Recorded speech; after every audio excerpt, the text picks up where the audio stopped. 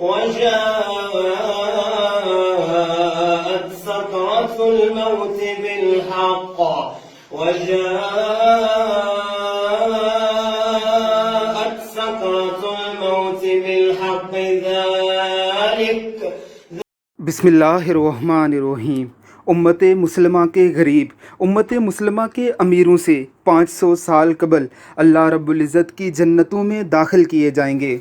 हमारे प्यारे पैगंबर अलैहिस्सलाम का ये फरमान गरीबों के लिए वो हौसला और उनकी गुर्बत का वो बदला है जिसका एक दिन भी अमीरों की सारी ज़िंदगियों से बढ़कर है।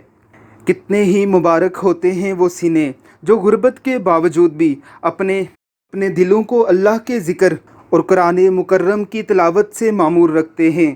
तो तमाम तर मुश्किलों और परेशानियों के बावजूद अल्लाह के बंदे यानी इबादुर रहमान बन के रहते हैं। अल्लाह रब्बुल इज़्ज़त ने जो सलाहियतें इनको दी होती हैं ये उनका इस्तेमाल दीन के ताबे रह के करते हैं। अल्लाह रब्बुल इज़्ज़त की करोड़ों रहमतों का नुज़ूल हो इस गरीब रंगसाज पर जो इस कदर मोहब्बत और अकीदत से बड़ी ही दिल नशीन आवाज़ में अल्लाह रब्बुल इज़्ज़त के कलाम की तिलावत फरमा रहा है। अल्लाह हमें भी ऐसी ही तिलावत करने की तौफीक अता फरमाए। आमीन सुम्मा आमीन। وجاءت سكرة الموت بالحق وجاءت سكرة الموت بالحق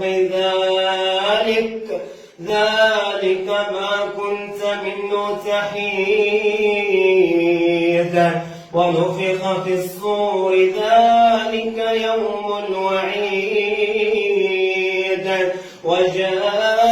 وجاءت كل نفس معها سائق وشهيد لقد كنت في غفلة من هذا فكشفنا عنك غطاءك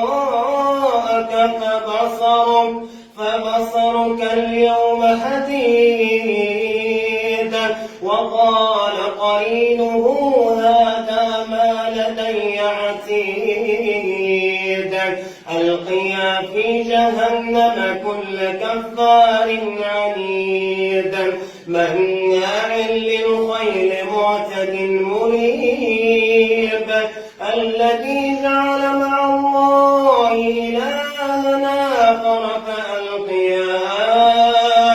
فألقياه في العذاب الشديد قال قرينه ربنا ما أطغيته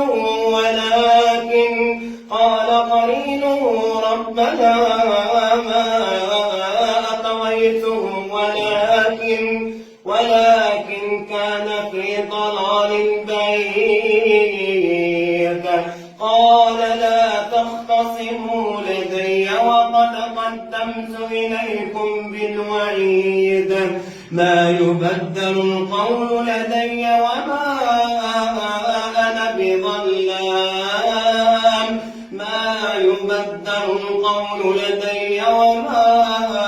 أنا بظلام للعبيد يوم يقول لجهنم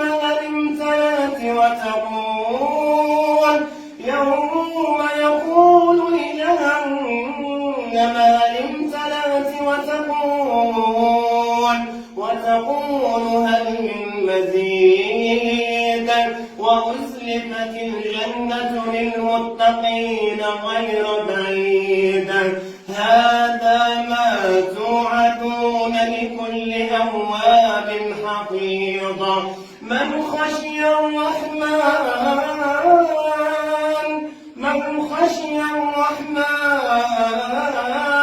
بالغيب وجاء بقلب منيب